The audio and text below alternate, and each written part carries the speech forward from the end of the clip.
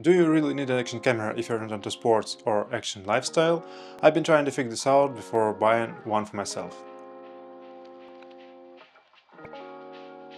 I purchased my first action camera back in 2016. It was Sony AS200. It was a pretty good camera for its time. It was definitely better than GoPro in terms of sound quality, and the image it generated was like the average normal one you can expect from this small form factor camera. So I've been using it until 2023, I believe, and I had to stop using it because of the record/power button malfunction, and without this button this camera is barely usable. So before getting a new one, I wanted to understand what are the use cases of this camera for me as a video maker and how can I implement it in the workflow.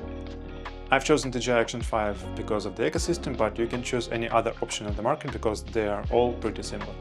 So first of all, you can use action camera for capturing the backstage of your work because it's pretty small and lightweight, so you can put it whenever you want and get the behind-the-scenes footage.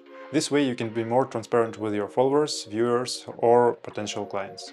Second use case is the POV or first-person view, so when you put the camera like this to the chest or to the forehead, you show the process from your personal perspective. One more interesting way to use your action camera is to attach it to something. For example, you can attach it to your gimbal, the camera, or to anything around you. Despite the fact action camera has a pretty small size sensor, you can use it as a B cam. For example, I used it during the interview to get the wide-angle shot, and it combined pretty good with the footage from Sony a7 IV. If you want to use this camera in low light conditions, of course this is not the best option and you have to crank up the ISO. It has some special night mode, but I wouldn't use it. But in normal light conditions it generates pretty good quality image.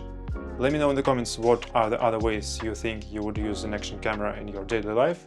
Hope this video was helpful, thanks so much for watching, I'll see you in the next one.